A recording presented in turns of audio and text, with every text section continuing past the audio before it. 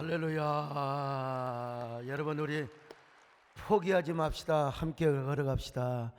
기도드리겠습니다. 하나님 아버지, 고맙습니다. 언제 들어도 참 우리 마음을 따뜻하게 하는 귀한 노래입니다.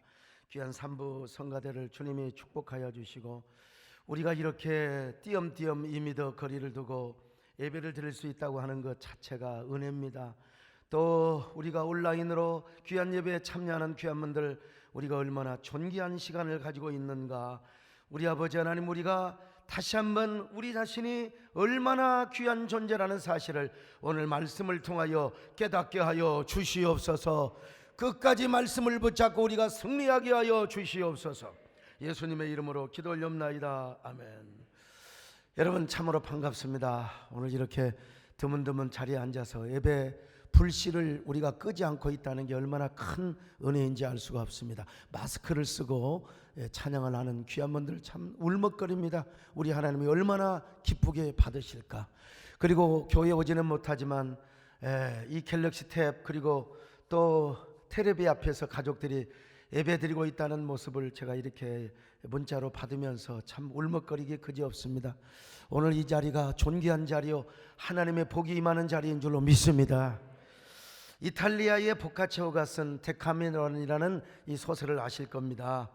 이 데카메론이라는 말은 열흘간의 이야기라는 뜻인데요, 이 책의 이야기는 흑사병, 이 페스트의 전염병이라고 하는 이야기로 시작됩니다. 1348년 이탈리아에서 가장 아름다운 도시 피렌체. 얼마나 이 도시의 이름이 아름다우면 뭐 가게, 뭐 술집, 극장, 뭐 이름들이 막 피렌체라는 이름이 막 써질 정도였습니다. 이때는 항바이러스 약이 없었기 때문에 이 피렌체에 흑사병이 그냥 들어오니까 뭐 속수무책입니다. 다 죽어가요, 다 죽어가요. 그래서 이렇게 시작된 이 흑사병으로 인해서 유럽 인구가 3천만 명이 죽었다고 하지 않습니까? 이때 페스트로 가족을 잃은 7명의 과부들이 이제 자기 슬픔을 달래기 위해서 피렌체 성당의 미사에 참석을 했습니다. 그때 한 여자가 우리 너무 슬퍼하지 말고 우리 살 길을 찾자, 기쁨과 행복을 찾아서 나서자. 그래서 이제 남편을 잃은 과부 7명과 미사에 참석한 젊은 청년 3명이 함께 저 교회에 있는 별장으로 떠납니다. 우리 교회 이 곤지암 같은 곳에 있으면요, 뭐 전염병이 있겠습니까? 거기서 이제 모여가지고 인생의 즐거움을 위해서 살자고 다짐합니다. 이들은 10명이 하루에 한 편씩 열흘 동안 100편의 이야기를 쏟아냅니다. 이때 이들은요, 하나님의 중심이 아닌 인간 중심의 해악적인 이야기를 계속해서 전개해 나가죠.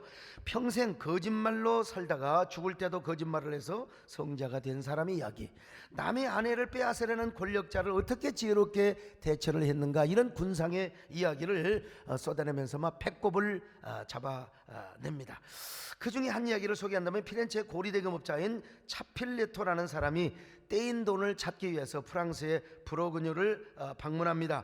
근데 갑작스럽게 이제 죽을 병에 걸려요. 그래서 그때라도 천국에 가기 위해서 이제 신부를 초청합니다. 성직자를 초청해서 진지하게 아주 감동적인 이 고백, 그걸 뭐라고 하냐, 미사, 이 고해성사를 하게 됩니다. 그 고해성사에 감동한 성직자는 눈물을 흘리면서 이 차필레토의 죄를 용서하고 그리고 설교 소재까지 씁니다. 그러나 여러분, 그 고해성사는 거짓말이었어요. 가짜였습니다. 그래서 희대의 거짓말장이 차필레토는 유명한 성자가 되고, 그리고 성직자는 거짓말장이가 되어버려. 이런 얘기를 하면서 배꼽을 잡고 웃어대는 이야기가 바로 데카메론의 소설의 이야기입니다. 보카치오는 이 데카메론의 소설에서 이런 결론을 맺어요. 사람은 아무리 고통스러운 일을 겪는다 하더라도 즐거운 일을 찾아야 한다. 즐거운 일을 찾아, 그보다 효과적인 약이 없기 때문이라는 것입니다. 지금 이 소설을 읽으면요, 한심스럽기 그지없어요. 그러나 여러분, 아닙니다. 그때는 사람이 죽느냐 사느냐예요. 그러니까 이런 돌파구를 찾자는 것입니다. 지금 코로나19 확진자 수가 8,000명이 늘어났다고 하지만, 그러나 사실 사망자는 70명이 약간 오버되고 있습니다. 그럼에도 불구하고 70명 죽었는데 우리의 거리는요, 도시와 이 모든 거리는 말이요, 공포와 불안에 휩싸여 있습니다. 그러나 여러분, 그때는 3천만 명이 죽었어요. 거요. 시체가 얼마나 거리에 널브러져 있었겠습니까? 이런 때 보카치오는 너무 불안과 공포에 떨지 말고 여유를 갖고 살아가자는 거요. 인생의 재미와 기쁨 그리고 꿈과 행복을 찾아서 살자고 제안을 했던 것입니다. 그래서 이 단테의 신곡과는 반대로 데카메론을 뭐라고 하느냐? 사람들은 후세에 인곡이라고 부릅니다. 인곡. 인간이 중심이 된 해학적인 이야기가 중심이 이루어지고 있다는 거예요. 그런 의미에서 데카메론이 문의 부흥과 인문주의의 시작이라고, 문의 부흥과 인문주의의 시작이라고 그렇게 이제 우리 세계사 시간에 그렇게 다 공부를 했지 않습니까? 우리가 이 소설을 통해서 얻을 교훈은 분명히 있습니다. 코로나 바이러스가 아무리 창궐한다 할지라도 우리가 너무나 불안해서는 안 된다, 공포에 떨어서는 아니 된다는 것입니다. 우리도 즐거움으로 살고 기쁨으로 살아야 된다는 겁니다. 삶의 여유를 가지고 살아야 된다는 것입니다. 좀 신나는 얘기도 하고요, 좀 여유를 갖고 꿈과 행복을 찾아서 우리가, 여러분 공원에 가면 이제 꽃도 피고요. 엊그제 그 산에 갔더니 진달래 꽃 모으니까 야, 아무리 삶이 아파도 꽃은 피어나는구나, 아무리 겨울이 길어도 봄은 오는구나, 이런 생각을 해봤어요. 내가 그 얘기하니까 꽃이 피더라고요. 여러분 좀 산도 가시고요, 공원도 가세요. 공원에 무슨 바이러스가 있겠습니까? 그냥 마스크 쓰시고요. 이 너무 죽은 도시처럼 우리가 그렇게 방에서만 있으면 안 해야 된다 이거요. 산에 무슨 바이러스가 있겠습니까? 그러면 우리의 감성과 우리의 내면이 너무 황폐해져요. 우리 마음이 산성화되면 어떻게 되겠습니까? 이 답답함은 가족의 우울함과 사회적 우울함으로 번져갈 수가 있는 것입니다. 그래서 좀 우리가 여유를 좀 가지고 살자. 집에서 맨날 TV나 틀어놓고 이 방송 저 방송 어쩌다가 미스터 트롯하면 재미있다고 하대요. 나는 유튜브로만 가끔 보는데 너무 스트레스를 받으면 사람이 막 디프레스가 되어가지고요. 그러니까 좀 산책하는 재미도 느끼고, 분당에 사신 분들 좀, 여러분요 그거 단천 거닌다고 무슨 바이러스가 옮기겠습니까? 우리 마음이 넉넉해져야 여유가 생기고요, 여유가 생겨야 예배도 드릴 수 있는 것이고 영적으로 강건할 수 있어요. 요즘요 코로나 확진자뿐만 아니라 또 다른 확진자가 엄청나게 발생한다는 거예요. 그게 뭐에 그러느냐? 맨날 집에서 밥만 먹고 소파에 앉아가서 TV만 보니까 살이 확진자들이 많대요. 살이 확진자들, 이런 조크를 한다고 또 누가 비판할지 모르겠는데 웃자고 드리는 말씀을 죽자고 달라들면 되겠습니까? 이런 사람의 동선을 살펴보니까 뭐냐? 식당, 주방, 거실, 식당, 주방, 거실 맨날 이렇게 다니더라는 거예요. 여러분 우리 좀 여유롭게 삽시다. 여러분 데카메론 그 소설처럼 우리가 좀 여유를 가지고 살면 좋겠어요. 오늘 또 좋은 날이 됩니다. 여러분 좋은 날, 좋은 여유를 가지고 하나님 앞에 영광 돌리며 사시기를 축원합니다. 오늘은 좋은 날, 하나님 내 발걸음 인도해 주실 테니까 주님의 사랑,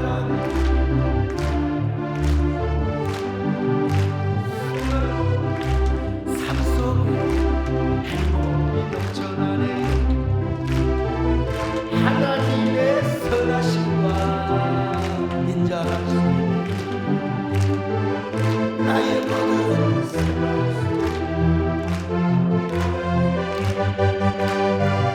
문제가 해결되고 기도가 응답되고 기적이 일어나고 축복이 넘쳐나네. 좋은 날, 기쁘고 즐거운 날, 하나님의 은혜가 쏟아지네. 근데 여러분 이 데카메론의 대화의 주제가 하나님이 되었으면 얼마나 좋았을까. 예수 그리스도의 십자가 얘기를 하면서요, 우리가 왜 살아야 되는가, 이런 어이없는 은혜, 이런 어처구니 없는 어메이징 그레이스를 우리가, 수많은 사람이, 별처럼 수많은 사람이 죽어갔지만 우리는 왜 살았는가, 왜 우리는 살아야 되는가, 살아야 할 이유가 어디가 있는가. 여러분 그러면서 거룩한 신적인 소명과 거룩한 감동에 확 울먹거리는 그런 얘기를 했으면 얼마나 좋았을까. 유럽의 문의 부흥이 여러분 달라졌을 거 아니겠습니까? 참 아쉬운 마음이 들어요. 제가 어느 지역이라고 할 수는 없지만 제가 좀 궁금하니까 제가 이제 산책하면서 이분 저분 어떻습니까? 교회는 어떻습니까? 또 장로님 어떻습니까? 가족은 괜찮습니까? 근데 한 분이 저한테 다 죽어가는 소리로 목사님 비밀로 해주세요. 우리 마누라가 확진자가 되어가지고 음압실에 격리되어 있습니다. 아니 왜 그랬어요? 장로님 왜 그랬어요? 그랬더니 너무 권사님들끼리 친한 사람들이 모여서 윷놀이를 했대요. 윷놀이를 하는데 윷놀이도 마스크를 끼고 해야지요. 여러분 예배도 마스크를 끼고, 여러분 지금 예배를 드리는데 윷놀이 너무 좋아가지고 권사님들 화끈해가지고 막 유시야 뭐야 아차 하다가 침이 튀겨가지고 그 자리에 몇 명이 확진이 돼버린 거예요.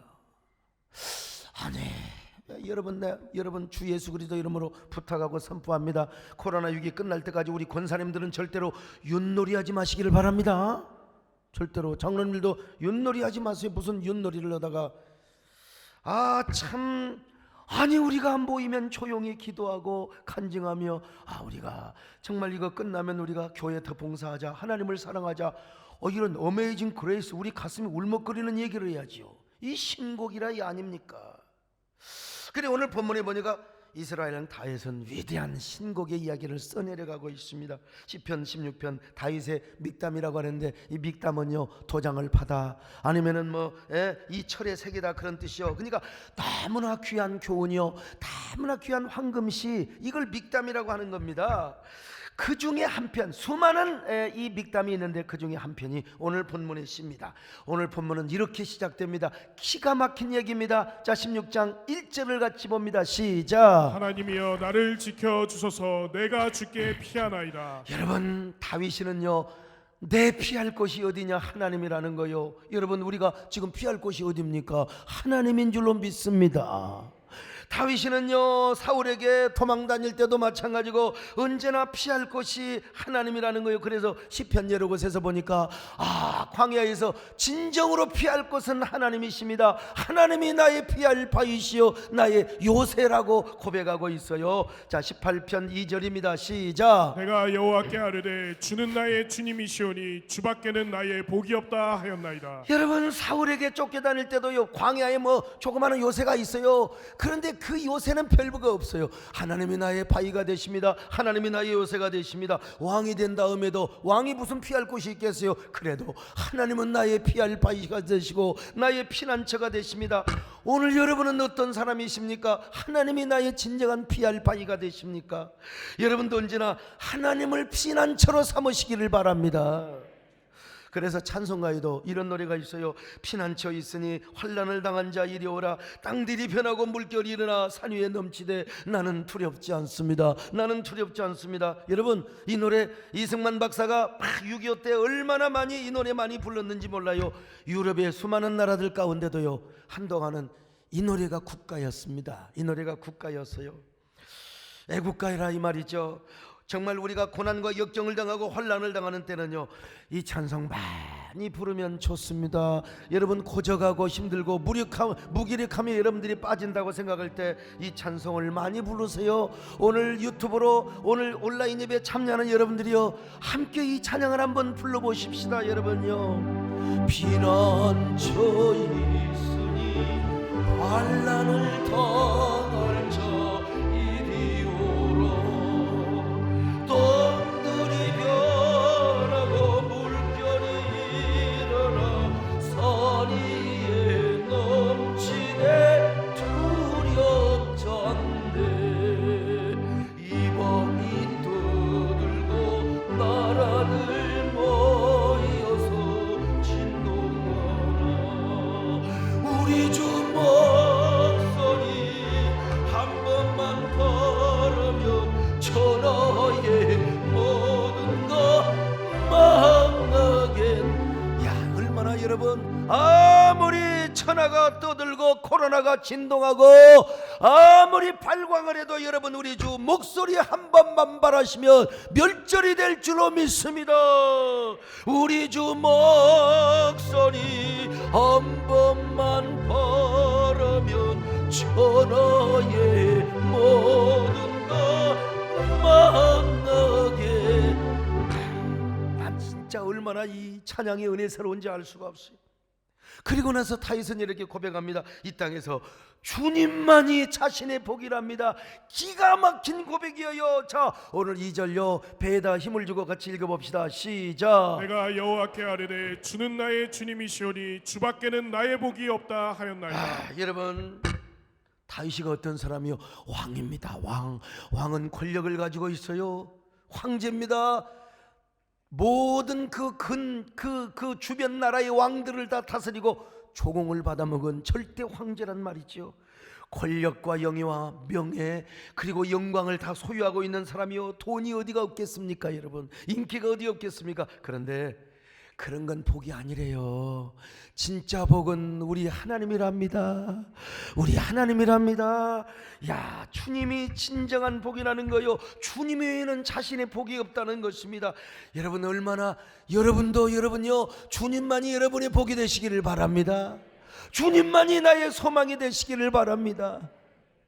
근데요, 그러다가 갑자기 다윗은 내용의 전환을 이루고 있어요. 갑자기 대상을 바꾸고 있는데 분명히 주님만이 자신의 복이고 주님이 자신의 전부인데 그런 마인드와 관점으로 바라보니까 여러분, 땅에 있는 성도들이 얼마나 존귀한 자인지, 저들이 나의 기쁨이고 저들이 나의 행복이고 저들이 나의 소망이라는 거요. 기가 막힌 고백입니다. 자, 3절 또 한 번 배에다 힘을 주고 읽어야 돼요. 시작. 땅에 있는 성도들은 존귀한 자들이니 나의 모든 즐거움이 그들에게 있도다. 여러분, 땅에 있는 자들이 존귀한 자래요.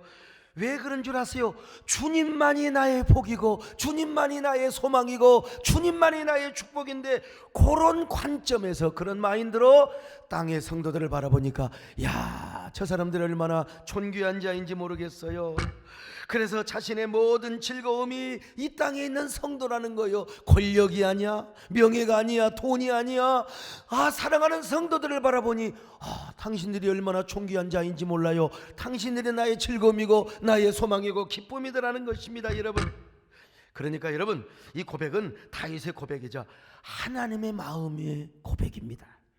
고백은 다윗이 하였지만 지금 하나님 마음과 같아요. 왜냐?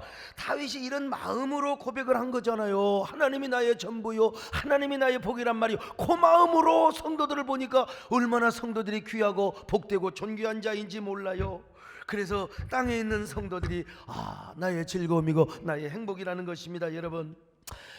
그러니까 이게 하나님의 마음이라는 거예요. 제가 어찌 다윗을 따라가겠어요? 저는 다윗의 비서도 못돼요. 그러나 그래도 여러분, 먼 소시적에 하나님께서 부족한 종을 다윗같이 은혜를 주신다고 하셨어요. 그래서 다윗의 흉내를 내려고 다윗과 같은 의협심, 하나님, 나도 주님이 전부입니다. 주님이 나의 소망입니다. 주님이 나의 기업입니다. 여러분, 주님이 나의 복의 근원이시고 나의 모든 것이 된다는 말입니다. 자, 그런 마음으로 내가 오늘 예배에 오신 여러분들을 바라보니까 눈물겹게 여러분이 존귀한 자예요. 얼마나 귀한, 여러분은 예배를 생명처럼 여기잖아요. 온라인 예배에 오신 여러분들이요, 여러분들이 정말 흐트러지지 않는 모습으로 오늘 화면 앞에서 여기 소목사의 설교를 듣고 있고 온라인 예배에 참여하고 있다면 여러분들 존귀한 자입니다. 정말로 위대한 자입니다. 하나님 앞에 선택받은 자입니다. 여러분, 믿으시기를 바랍니다. 제가 보기에도 그렇거늘 우리 하나님이 여러분을 얼마나 존귀하게 보시겠습니까? 얼마나 하나님이 우리를 존귀하게 여기셨으면 성경에 이런 말씀이 있어요. 여인이 젖 먹이는 여인이 어떻게 자기 자식을 잊어먹겠습니까? 우리 하나님은 우리를 잊지 않는다는 겁니다. 우리 하나님은요, 하나님께서 우리를 당신의 손바닥에다가 새겨놨대요. 손바닥에다가. 얼마나 우리를 귀하게 여기셨으면. 자, 이사야 49장 15절로 16절입니다. 시작. 여인이 어찌 그 젖 먹는 자식을 잊겠으며 자기 태에서 난 아들을 긍휼히 여기지 않겠느냐. 그들은 혹시 잊을지라도 나는 너를 잊지 아니할 것이라. 내가 너를 내 손바닥에 새겼고 너의 성벽이 항상 내 앞에 있나니. 우리 하나님께서 여러분을 얼마나 귀하게 생각하셨으면 여러분, 진짜 여러분 손바닥에다 여러분을 기록해 놓으셨대요. 왜 그렇게 여러분이 귀한 사람이냐? 바로 하나님의 형상대로 지음받은 사람이거든요. 하나님은 땅의 흙을 가지고 사람을 지으시고 생기를 그 코에 불어넣어 주셨거든요. 자, 창세기 2장 7절입니다. 시작. 여호와 하나님이 땅의 흙으로 사람을 지으시고 생기를 그 코에 불어넣으시니 사람이 생명이 되니라. 생기를 위해 훅 불어넣으셨는가? 하나님의 형상, 영적인 존재로 지으시기 위해서 우리 육체는요 하나님과 교제할 수가 없어요. 짐승도 안 돼. 그래서 우리 안에 당신의 생기, 당신의 생기를 불어넣으셔 우리를 생명으로 만드셨다 이 말입니다, 여러분. 그래서 우리가 하나님의 형상을 닮은 사람은, 정상적인 사람이라면 하나님을 섬깁니다. 하나님께 예배드립니다. 언제나 내 주님을 섬기게 되는 거요. 오늘 그래서 우리가 하나님께 나온 거 아닙니까? 여러분 모두 평생 그런 사람이 되시기를 바랍니다. 흙으로 사람을 지으사 그 코에 생기를 불어넣으신 주 하나님, 우리의 아들을 세상에 보내신 사랑 주 하나님을 사랑해. 나는 하나님 영상 따라 지음받은 이 몸을 주께 바치리. 항상 내 생활 중에 주를 부인하지 않으며 내 주를 섬기렵니다. 내 주를 섬기렵니다.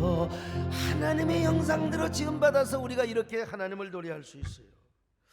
그러므로 여러분, 하나님의 형상대로 지음받은 여러분이요, 두려워하지 마세요. 너무 코로나 불안해하지 마세요. 여러분, 두려워 벌벌 때문에 우리 하나님이 얼마나 자존심 상하겠습니까? 여러분은 존귀한 사람입니다. 존귀하다고 외치세요. 아, 나는 존귀한 사람이다. 존귀한 사람은 예배 시간에 졸지도 않는다. 천박한 사람이 졸아요. 주여, 나는 졸지 않겠습니다. 나는 존귀한 사람이다. 벤 스위트랜드라는 세일즈맨이 의기소침하여 한 상담가를 찾아갔어요. 선생님, 저는요 되는 일이 하나도 없습니다. 왜 이렇게 무슨 일을 해도 사람을 뭐 세일즈 하려고, 내가 세일하려고 만나러 가도 다 피합니다. 왜 그런지 모르겠어요. 상담사가 주문을 했습니다. 형제님, 매일 저녁 잠들기 전에 이렇게 외쳐보세요. 나는 위대한 사람이다. I'm a majestic man. 나는 위대한 직원이다. I'm a majestic salesman. 이렇게 외치라는 거예요. 저녁에 잠들기 전에, 낮에 또 계속해서, 그리고 아침에 이렇게 막 그냥 계속 반복했습니다. 나는 위대한 사람이다. 나는 위대한 사람이다. 나는 위대한 직원이다 말이요. 그랬는데 이게 뻔한 얘기죠. 1년 후에 그가 그 회사에서 탑 세일즈맨이 되었다는 것입니다, 여러분. 나이 50에 이르기까지 벤 스위트랜드는 참으로 별 볼 일 없는 존재였는데 아침 저녁으로 나는 위대한 사람이다, 위대한 사람이다, 위대한 사람이다 했더니 탑 세일즈맨이 되었다는 거요. 그러므로 여러분도 이 코로나 위기 난국 속에서 이렇게 외칠 필요가 있어요. 나는 위대한 사람이다. 나는 위대한 자녀다. 나는 위대한 장로다. 나는 위대한 권사다. 나는 위대한 전도사다. 할렐루야. 나는 위대한 목사다. 그리고 하나님이 나를 반드시 치유해 주신다. 생명사기로 보호해 주신다. 하나님이 나를 감염으로부터 자유하게 해 주신다. 우리 대한민국을 축복하신다. 우리 자녀들을 축복해 주신다. 아니, 이렇게 이야기한다고 누가, 여러분, 뭐 우리 세무소장도 계시지만, 아니 무슨 이런다고 누가 세금 물어요? 누가 세금 물어요, 여러분? 그뿐입니까? 다윗은 위대한 전환을 또 합니다. 다윗은요, 하나님만을 섬기며 하나님께 예배를 드리는 자가 더 존중한 자래요. 더 존귀한 자라는 것입니다. 똑같이 하나님의 형상대로 지음받았지만은 다른 신에게 제사하고 다른 신에게 전지의 제사를 드리는 자는 괴로움을 더할 것이라는 거예요. 자, 시편 16편 4절이에요. 같이 봅니다. 시작. 다른 신에게 예물을 드리는 자는 괴로움이 더할 것이라. 나는 그들이 드리는 피의 전제를 드리지 아니하며 내 입술로 그 이름도 부르지 아니하리로다. 여러분, 똑같이 하나님의 형상으로 지음받은 사람이랄지라도 다른 신에게 예물을 드리는 자는 괴로움을 더할 것이라. 반대로 뭐예요? 하나님만 섬기며 하나님께 예배하는 자에게는 뭐예요? 기쁨을 주실 것이라, 이 말이죠. 행복을 주실 것이라. 여러분들이 그런 행복의 주인공이 되시기를 바랍니다. 다윗은 난 절대로 다른 신의 이름을 부르지도 않겠다는 거예요. 단 한 번도 호기심으로 나 다른 신에게 제사를 드려본 적도 없단 말입니다. 여러분, 그는 마음을 다하고 성품을 다하고 힘을 다하여 하나님만을 섬기겠다는 겁니다. 그러니까 자신도 존귀한 사람이 될 뿐만 아니라 자기처럼 하나님만을 섬기고 예배를 존중히 여기는 자는요, 자기 눈에 그렇게 존귀하게 보인다는 거예요. 그렇게 그들이 나의 힘이 되고 소망이 된다는 것입니다. 여러분, 저도요 예배를 소중히 여기며 예배에 목숨을 걸었던 사람이기 때문에 그런 마음의 눈동자로 여러분을 바라보니까 여러분이 그렇게 귀할 수가 없어요.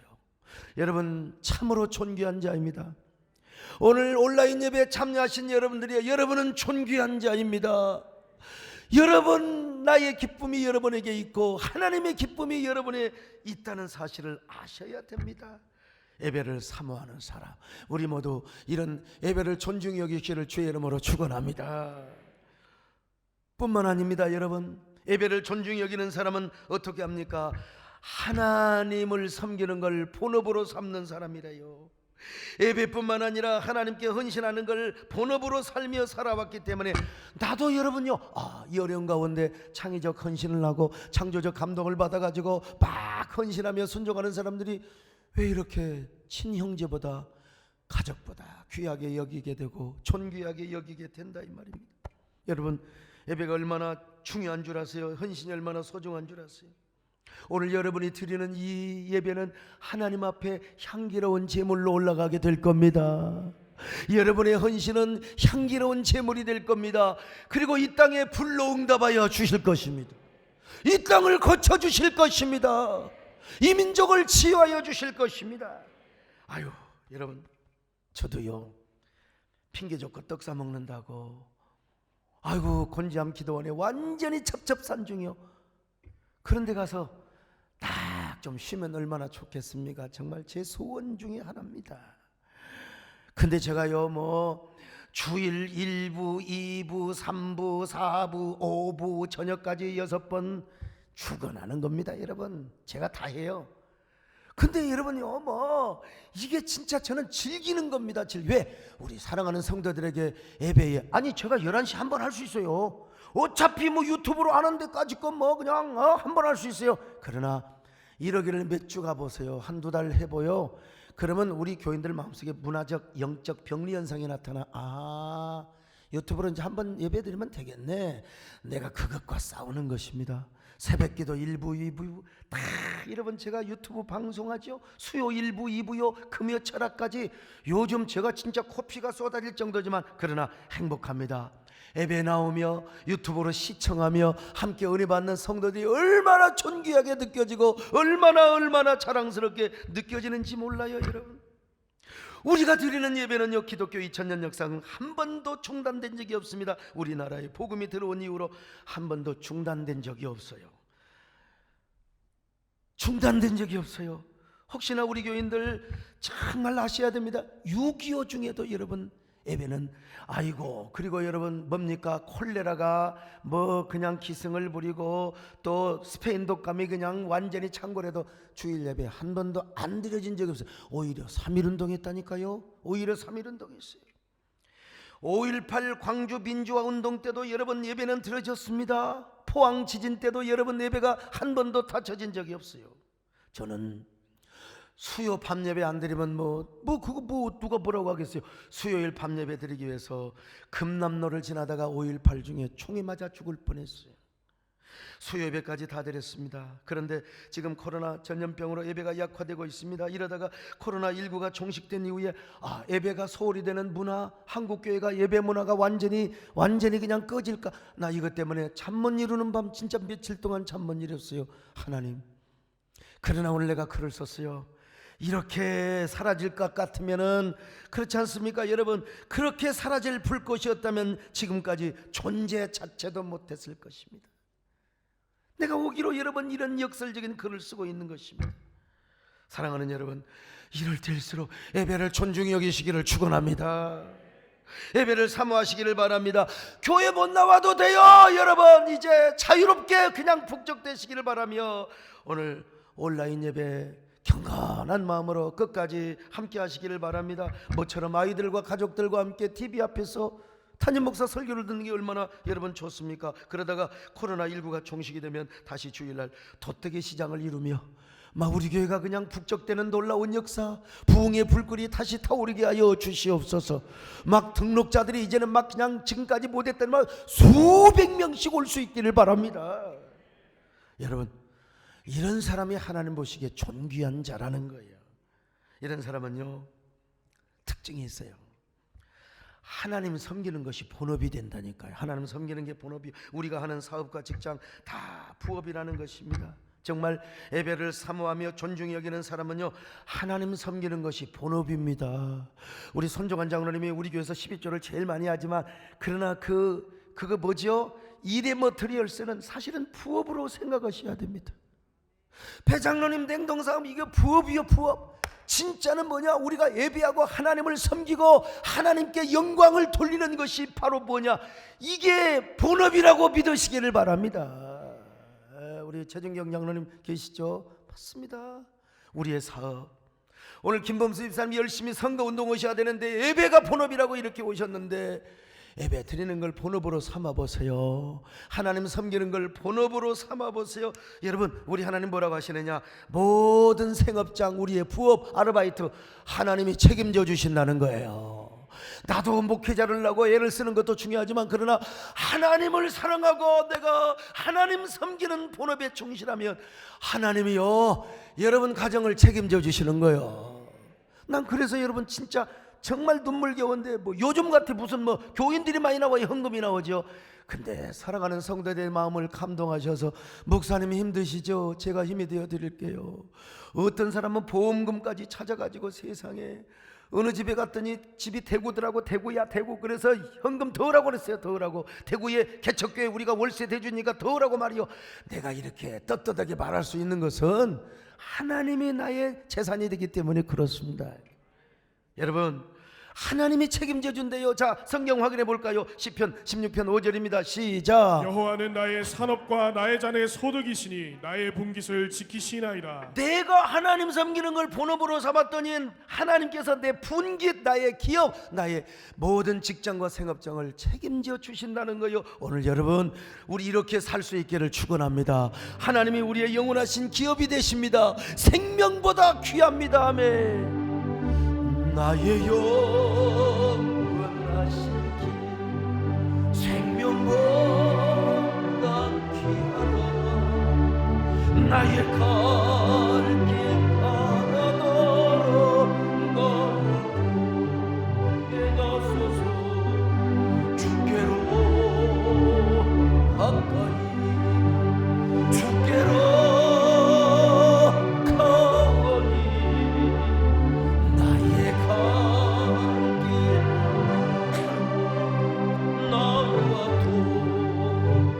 여러분, 성경은 말씀합니다. 이런 사람은 두렵지 않대. 전염병 같은 거 우리가 조심하고 또 조심할 뿐이죠. 어떠한 환난과 재앙도 여러분 두렵지 않다는 거예요. 아니 내가 하나님 섬기는 걸 본업으로 삼는데 하나님이 우리를 이거 하나 못 지켜주시겠습니까? 할렐루야. 자, 시편 91편 5절로 7절입니다. 시작. 너는 밤에 찾아오는 공포와 낮에 날아드는 화살과 어두울 때 퍼지는 전염병과 밝을 때 닥쳐오는 재앙을 두려워하지 아니하리로다. 1000명이 내 왼쪽에서 10,000명이 내 오른쪽에서 엎드려지나 이 재앙이 내게 가까이 하지 못하리로다. 1000명이 내 왼쪽에서 엎드려지고 10,000명이 내 오른쪽에서 엎드려져도 야 너한테는 재앙 안 와. 걱정하지 마. 내가 불사계로 내가 생명사계로 분리의 성곽으로 내가 너를 지켜준다 이거요. 너는 나만 믿고 따라오라 이겁니다. 여러분, 이런 사람이 기도하면 하나님이 어떻게 들어주니까 잽싸게 들어주세요. 자, 시편 91편 14절로 15절 봅니다. 시작. 하나님이 이르시되 그가 나를 사랑한즉 내가 그를 건지리라. 그가 내 이름을 안즉 내가 그를 높이리라. 그가 내게 간구하리니 내가 그에게 응답하리라. 그들이 환난 당할 때에 때에 내가 그와 함께하여 그를 건지고 영화롭게 하리라. 기도하면은 하나님께서 바로 응답하세요. 바로 응답하시고 응답뿐만 아니라 그를 영화롭게 하리라. 하나님이 여러분의 기도를 들어주시기를 바랍니다. 그리고 하나님이 오히려 이럴 때일수록 여러분, 하나님이 여러분을 영화롭게 하시기를 바랍니다. 뛰는 놈, 나는 놈 위에 운 좋은 놈이 있다는 책이 있어요. 일본의 나카노 노부코가 쓴 책인데, 이 사람이 하면은 뛰는 놈이 나는 놈이 있어요. 진짜 저도 보면요, 나도 좀 잘 뛴다고 생각을 했는데 나는 놈들이 많아요. 나는 놈들이 많아. 그러면 내가 날아요, 날아. 그러면 날아. 그런데 이 나는 놈보다도 또 뭐냐, 운 좋은 놈이 있다라는 겁니다. 운 좋은 놈들을 전부 다 지켜보고 분석을 해보니까 5가지 습관이 있는데, 그 중에 제일 중요한 게 뭐냐, 기도를 많이 하는 사람이에요. 기도를 많이 하는 사람. 기도를 많이 하는 사람. 이 사람이 예수 믿지 않는 사람인데요, 기도 많이 하는 사람 보니까 운이 좋더라는 거예요. 세상 사람 보기에도 기도 많이 하면 운이 좋더라는 거예요. 운칠기삼이라는 말이 있잖아요. 운칠기삼. 우리가 100% 노력해봤자 그거는 30%고 운이 70% 따르더라는 겁니다. 나는 가만히 이 책을 보면서 생각해 보니까, 야, 소목사 되게 운 좋은 사람입니다. 나는 운수가 대통한 사람입니다. 저는요. 예? 나는요, 어릴 때부터 제가 무슨 팔자가 늘어지고 좋은 훌륭한 부모님, 돈 많은 부모님 밑에서 내가 자란 사람이 아니고, 그런데 왜 이렇게 운이 좋은지 요즘도 보면요, 나는 가만히 있지 뭐. 대구 지역에도 나 모른 체 하고 그냥 기도하니까 숨어 있으면 나는 괜히 전화해. 무슨 어려움 없습니까? 어떻습니까? 하고. 참 운 좋은 사람이야. 그런데 이렇게 일을 하다 보면은 또 욕도 먹어요. 막 그냥. 무슨 그냥 우리 그 경기도지사님이 그거 할 때도 여러분 봐서 전면에 나서서 이렇게 해결하면 또 뒤에서 또 감자 먹으라는 사람이 있습니다. 그래도요, 공격하고 이런 사람이 있지만 결국은 제가 다 승리합니다. 저는 역전의 명수예요. 저는 군산상고를 졸업하지도 않았어요. 근데 왜 이렇게 운이 좋은지 몰라. 왜 그러느냐? 기도를 하니까 그래요. 목사님 운 얘기를 하느냐? 참, 이 사람이 용어를 빌려서 하는 거예요. 기도 많이 하면 운수가 대통합니다. 그냥 하나님의 복이 고구마 덩굴처럼 막 들어오게 되어 있어요. 여러분, 기도하시기를 바랍니다. 그래서 세상 사람이 볼 때, 야, 저 사람 진짜 운 좋네. 운 좋은 사람은 나는 놈보다 더 나는 놈입니다. 여러분, 오늘 진짜 하나님의 운, 하나님의 은혜가 임해야 되는 것입니다. 우리 장로님들 부지런히 사업하시고, 우리 김범수님 부지런히 선거운동하실 텐데, 하나님의 운이요, 운. 그러려면 뭐 하느냐? 기도해야 돼요. 기도해야 돼요. 여러분, 기도 많이 하셔서 여기 소목사처럼 운수가 대통하시기를 축원합니다. 브라질 아마존 밀림에서 원시 부족을 대상으로 선교하는 선교사가 있던데, 이 양반이 나룻배가 없어가지고, 근데 아마존을 가보니까 대단해. 아마존 강에 비하면 한강은 실개천이요, 아마존은 바다입니다. 끝이 안 보여요. 저 강이요. 저 노래하는 강.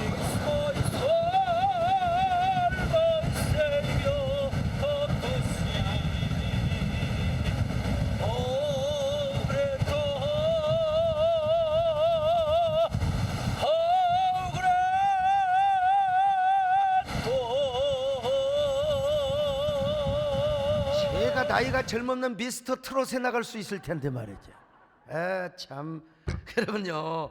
그런데 끝이 안 보이는데, 아마존 숲, 정말 그런 곳에서 몇 달 좀 살고 싶어요. 그냥 아마존 저 상류에서 찍은 이 사진 조용한 저곳에 뗏목 하나 두고 낚시하고 그러면 이런 막 그냥 매기가 올라오는데 말이죠. 근데 어느 날 선교사가 그 실개천을 하나 건너요. 가슴이 넘치는 강을 건너게 되는데, 이 세상에 앞불사, 무슨 일입니까?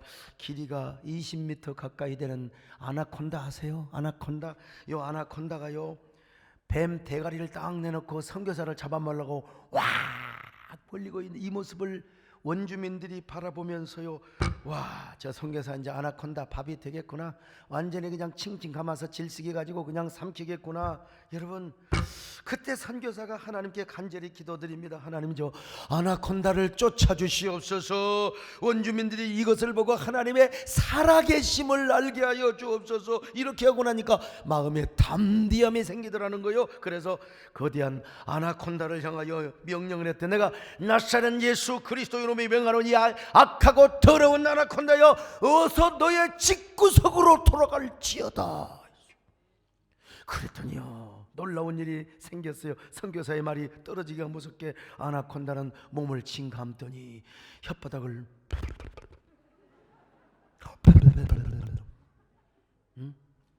그렇게 욕을 하면서 딱 어디론가 사라지더라는 거예요. 그 모습을 보고 그 부족들이 하나님이 함께하는 선교사는 다르구나. 그래서 다 부족이다 복음을 전했다는 이야기를 들은 적이 있어요. 그렇습니다. 우리 하나님 보시기에 존귀한 자가 되면은요 기도하면 바로 들어주세요. 존귀하는 자가 기도하면 바로 들어주세요. 여러분도 이런 코로나 위기 때 기도하시기 바랍니다. 주여 코로나 감염으로부터 우리를 지켜주시옵소서. 우리 교회를 지켜주시옵소서. 우리 가족을 지켜주옵소서. 우리 직원들을 지켜주시옵소서. 할렐루야. 마음속에 크신 주 예수 아가래 슬픔만 있을 때에 주 예수의 아래 할렐루야 주 예수 앞에 아가래요 주 우리의 친구니 무엇이나 근심하지 주 예수. 우리만 기도만 하면 됩니다. 우리 조국 대한민국을 위해서 기도해야 됩니다. 김용기 장로님을 들어보셨나요? 이번에 우리나라가 거지같이 가난하게 살 때 우리나라가 제발 부자로 살게 해달라고 이것이 목표였어요. 그래서 가난농군학교를 만들어서 수많은 사람들 목사님들도 말이죠 많이 가서 훈련 받았습니다. 근데 박정희 대통령이 새마을 운동할 때 이분에게 배웠어요. 정신적 동력. 그러니까 용기, 참 용기. 김용기, 조용기. 용기가 너무 좋아요. 나도 소용기라고 한번 지어볼까 싶어서요. 사랑하는 소용기 말이요. 자, 근데 어느 날 박정희 대통령이 국가재건의회 의장 시절에 30명의 일행과 함께 가난동군학교를 찾아왔어요. 점심 식사를 하는데 빵 조각을 말이죠. 이 박정희 의장이 말이야 그냥 기도도 안 하고 먹어. 그럴 때 김용기 장로가 기도 작아요. 호통을 치면서 어이 박군, 우리 학교에 와서는 밥 먹기 전에 반드시 식사 기도를 해야 돼.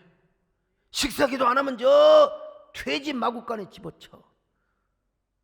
그러니까 빵을 내려놓고 박정희 의장이 권력이 서슬퍼른 사람이 식사 기도를 딱 하고 밥을 먹었다는 거 아니겠습니까? 여러분요 얼마나 존귀가 있고 권위가 있으면 그 서슬퍼른 권력자 앞에 박군 기도하고 밥을 먹어야지.